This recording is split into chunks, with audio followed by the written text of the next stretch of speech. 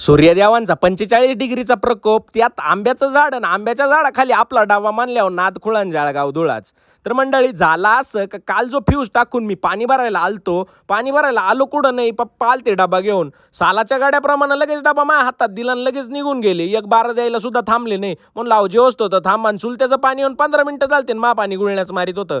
झाडाखाली आलो आणि रपक्यात दिवशी जेवणाचा कार्यक्रम उरकून घेतला. आणि तुमचा भाऊ तर एवढा रॉयल शेतकरी का बारे देता देता सुद्धा आपल्याला खुर्ची लागती बरं का बसायला. तुम्ही असं जुगाड करता की नाही करता कमेंट करून सांगा. आता जे ट्रे वाळायचं ब्याव होतं ते वाळलेच, आणि आता ते पप्पाने पाहिले तर घोडा लागायपेक्षा त्याला पाणी सोडून द्यावं म्हणलं. मग बारं चालू केलं आणि त्याला पाणी सोडलं. आता पाणी भरून तर काम कंप्लीट झालं होतं. मग आलो घरी आलो तर बाबांना ते दाखवलं नाही. तिकडं काय कमी आदाबलं होतं तर बाबांनी लगेच उसाच्या कावळ्या घेऊन जायला लावल्या. बाबांना म्हणलं थोडीफार सुटका देत जाऊ. आणि या हिरोने तर माय का अशा पाहत होते जसं मी कोणी सेलिब्रिटी. आंब्याच्या बागाकडे आलो तर तिकडं कुबोटाची टेस्टिंग घ्यायचं काम चाललं होतं माझं. म्हणलं हे काय नवीन यंत्र